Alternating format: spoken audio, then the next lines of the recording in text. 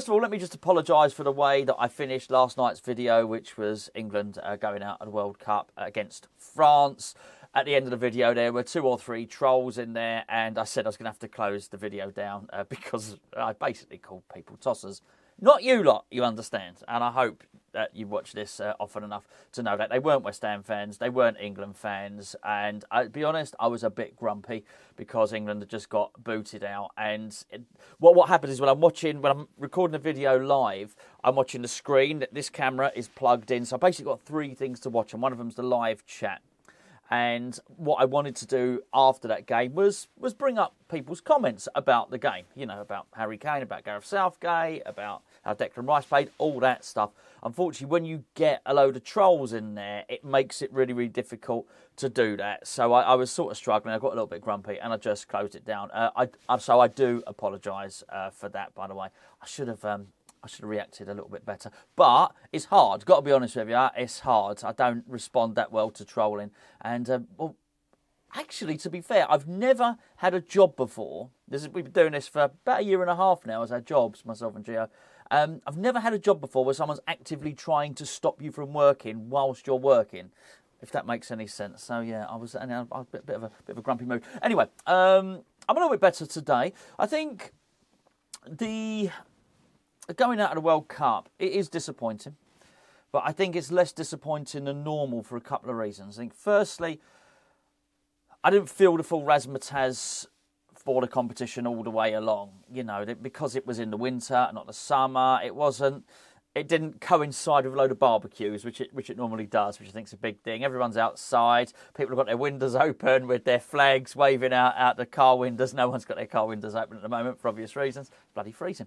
And so I didn't feel that the country was as into it, and I didn't get swept along as much. However, got past the group stage, and as it went on, I got more and more into it. And I think, but because I wasn't fully into it from the start, I don't think I feel the level of disappointment I have done in previous tournaments.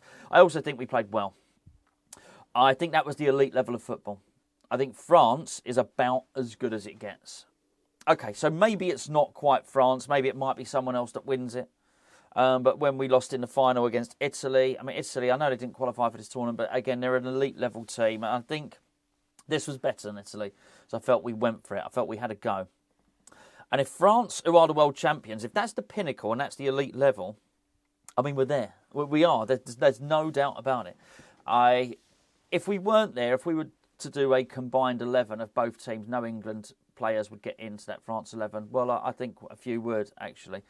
So I think that makes me a little bit more optimistic and a little bit less depressed about the whole situation. I think with the fact that we're about to see Premier League football resume as well probably helps as well. But where do we place England now, and how do England look forward to the future? How do England progress? And this is really what I want to touch on in this video. I think I'm less cross with Gareth Southgate than I was. That being said, I think he's probably had his time. I think he did a good job in this tournament. And actually, if you look at it, he took us to, what do they call it, the League of Nations? We got to a League of Nations final, didn't we? We got to World Cup semi-final. We got to a European tournament for the final in Europe against Italy. And we got, we just got knocked out by the champions in France. Okay, I would have liked to progress a little bit more. But he's done okay, he's done well. However, the accusation is still there that when he gets to that very elite level, he loses. So what can we do now? Well, okay, as good as Southgate's done, if we want to progress, we need to go a level up. And that has to be, I think, in terms of manager.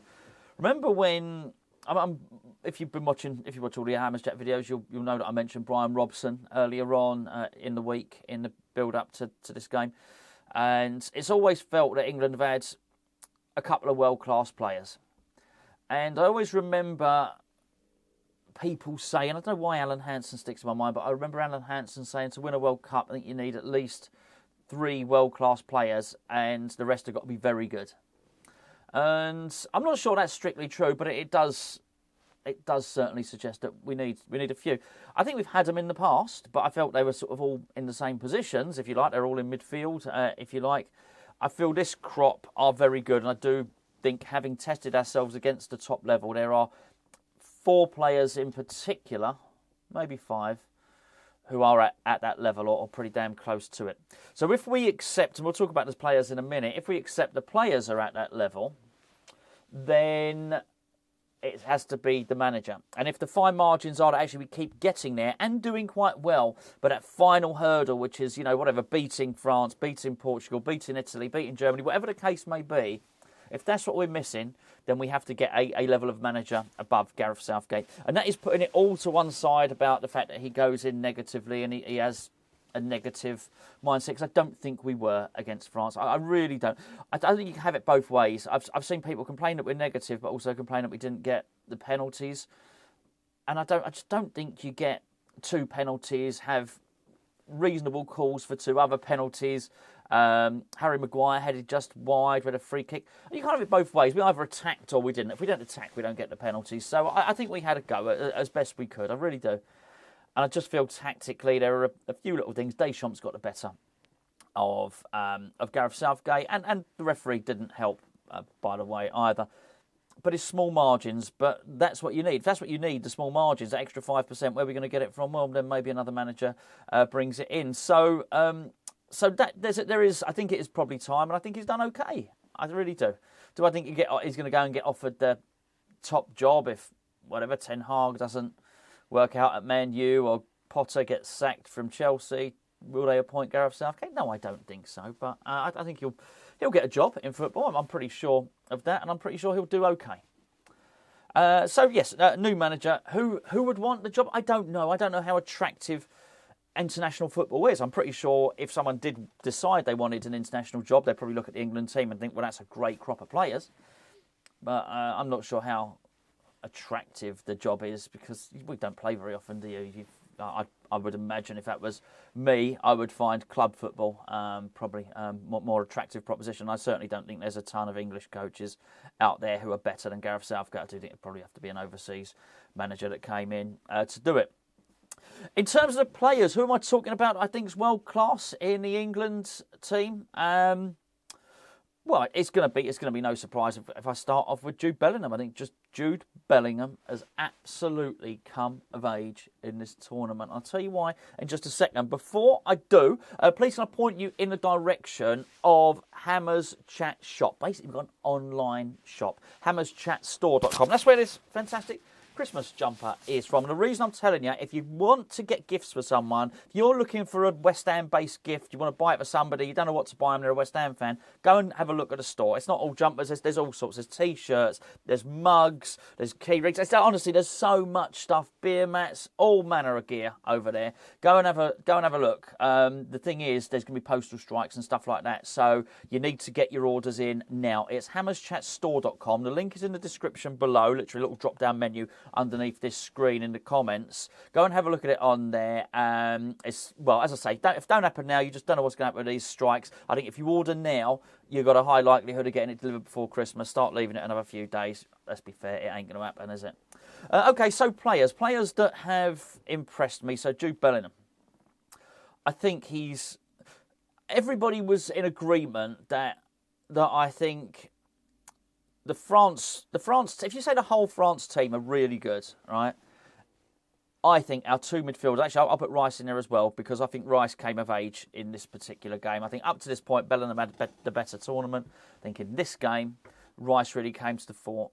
I think our 2 central midfielders stood up to theirs. I really do. I think they're as good as anything that France had. What's his name? Tchouameni, is that his name? He scored a great goal. He really did. But on the basis of this tournament, Bellingham is just as good. In terms of defensive midfield, I know he doesn't always play defensive midfield. Rabiot, he can play in different positions. Would Rabiot or Declan Rice? I don't think there's any competition. Declan Rice is a better player. So, I mean, those are 2 players. I think Bellingham's already world class. I think Rice is either already there or very close to being that. And they're young. They're really, really young. This is something that England can really start to build the team around, that central midfield. But other positions are good as well. And I'd like Phil Foden, I think, is there. I already think Phil Foden technically is world class. I think another manager comes in and does different to Gareth Southgate. This is one of Gareth's Gareth Southgate tied himself in knots a little bit by he almost pigeoned Phil Foden as a left winger by saying, well, he can't play central attacking midfield because he doesn't play there for his club. Okay, not this season he hasn't, but he has played there for Guardiola. And I think the moment you do that, then you pigeonhole him as a left winger. He's not a left winger. That's not where he plays. I mean, he might play slightly off the left this season when now Haaland's there. But he spends a lot of that game central. And I think he's wasted on the left wing. So I think another manager comes in, puts Phil Foden centrally, and you've got a massive threat. And I do think he's world class there. It's not popular to say it, and I said it in the video last night. I didn't want Harry Kane to get a load of stick. When I say stick, I don't mean the banter. I don't mean banter. There's lots of funny ones about him missing a penalty and the ball flying up into space and not getting the astronaut over and all that. That's not what I'm talking about. That's banter. That's fine. I'm talking about the stuff that happens. I mentioned it after David Beckham. Saka got it last time. It's the death threats and all that stuff. I mean, some people, it's the anger. It's the anger. Take the mickey by all means, but I thought Harry Kane was brilliant in that game. I really do. The penalty aside, I thought he took the first one really well. I thought he played so well. I thought he gave the centre back a torrid time. Probably should have won another penalty as well. But the way he drops deep, I think he's a world class. Harry Kane is a world class player. He absolutely is, and I think reminds me a little bit of Sheringham. It didn't matter how late. Sheringham never had any pace. And Harry Kane's not quick. I know people call him quick. I don't think he is. I just don't. I think he's average paced. But so little of his game is based on pace. And I think as he gets older, he'll probably drop back a little bit anyway. And I think he's a sensational player. He's world class. I think he'd be still be world class for the European Championships, which is what I'm talking about. Build up to what's happening in 2 years' time. And I think the other one's Saka. I think Saka is he quite world class? No, but I mean, again, he's so close to being there. He might even be there by the end of the season. It's you might even consider that he is already. He gave them countless problems. Again, if we look at it and we think that that's the top level and Hernandez is a good left back, and I think most people would suggest he is, then Saka gave him a torrid time. Saka gave France the runaround. He really did. And I think when you look at that, that's 5 top-class players there. So it goes back to, I remember what people used to say, you need 3 or 4 world-class players to win a World Cup or win a tournament. Well, I think we've got them. So it's really the padding around that. And I call it padding because, actually, I think, maybe that does them a disservice. It's not disrespectful. It does a slight disservice to call someone like Luke Shaw padding, who has done pretty damn well. He looks a good left back. As I say, everyone doesn't have to be world class in the team. Jack Grealish, I was ashamed to see him used so late. He's a pretty damn useful player. We will cause international teams problems. And this is the thing. When you have players like Phil Foden and Harry Kane who are world class, and you have a player like Jude Bellingham who's world class, I picked those because they're attacking players. That's why I haven't included Declan in that. What they do is they occupy the opposition. So even if the ones next to are not quite as world class, but they're still very good players like Jack Grealish, it means you then got a player like Jack Grealish who has space because people might be doubling up on Phil Foden or something like that. And give that guy any space, then he's going to do massive amounts of damage. Also, you've got people like Rashford, who's had some good moments in the tournament as well. I hope he's going to continue to improve. It's not improve. I think Rashford's been decent for quite a while. I hope he continues not to be distracted. Let's put it that way. And that's not to overly criticise Rashford. I think what Rashford did during lockdown was really, really good, really important to give kids a hot meal. Who doesn't like that? Who doesn't think that's a really good thing to do? I really do. And while there was no football, he absolutely should have focused on that. I think where Rashford probably fell down at that, they created a wonderful charity at the point where football resumed. He probably should have just got someone to run all that stuff for him. Say, okay, I've done that. Now I'm back to playing football. I think he got distracted by things outside football for a couple of years. I think he's back. I hope he's back. I hope he stays back. He can pick that stuff up when he's finished his career, and I'm sure he'll be brilliant at it. He's done so much good work. But for the moment, you can employ somebody to run that stuff for you. So Yeah, so maybe, whatever. Hopefully he does that, hands over the keys to his Twitter account and all the rest of it, and just concentrates on football. He's a fine footballer when he does. Also, people like Jadon Sancho are fine players. You wonder if they click into place. I don't blame Southgate for leaving him out, by the way. But if he starts to perform again, then that's an asset for England. And there are other players around. I think we've got a problem at centre-back. I think at right-back we're strong, really strong. Reece James comes back, and Reece James, such small margins. I'm not saying if Reece James had played in that game we'd have won, but I do think there's small margins in these things. And let's also not forget, I know he's much derided, and a bit like Harry Kane, fashionable to knock him, fashionable to knock Trent Alexander-Arnold, because he plays for he plays for Liverpool. However, and also let's be fair, he's pretty crap one-on-one in defending. However, he is still, I think, the best crosser of the ball and the best passer of the ball in the England squad. I'd say in world football, one of the very, very best. Maybe another manager comes in and takes that defensive responsibility away from him. Maybe devises a system where he's not left one-on-one. You do that, you might find a manager comes in and thinks, I want to get that guy in the team. There's talent there. I'd imagine whoever comes in, we play four at the back, and Reece James plays as a right back. I'm just saying, but maybe whoever comes in doesn't dismiss some of the talent as quickly as Southgate seems to have done. Took him a long while to get James Maddison into the team, for instance. And again, James Maddison is an able player. Is he world class? No, he's not, but he's decent. And I think there's a crop of even younger players coming through as well. Centre back, let me just get back to that. It's a problem. They're slow. They are slow.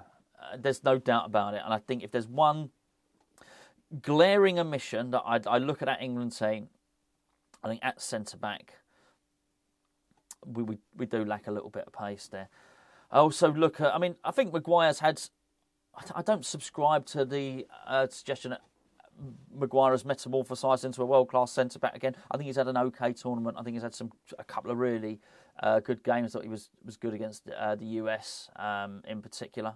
And but then again, he's had mistakes. For the first goal at Iran squad, I thought he made a mistake. I thought he made countless mistakes against, am I thinking of Senegal? And I think he made a mistake for the goal that Giroud scored as well. So he's not. I don't think he's been the faultless colossus that lots of people think he has been. I don't subscribe to that. I still think one of those guys can remain in the team, either Stones or Maguire. But I think you probably need somebody quick, somebody young, and there's players there. By the way, there are players there. The more I looked at that, the more I was thinking. Do you know what, the name escapes me now? I'm not thinking about the Palace guy. I'm thinking about the guy that used to play for Chelsea. Who went to play for AC Milan. You know who I mean. You know what I mean. No, that's annoying me. I've forgotten the name now. You know the guy I mean. I thought, okay, yeah, someone like him coming into it. I was sort of rather hopeful that Gomez at Liverpool might have shaken off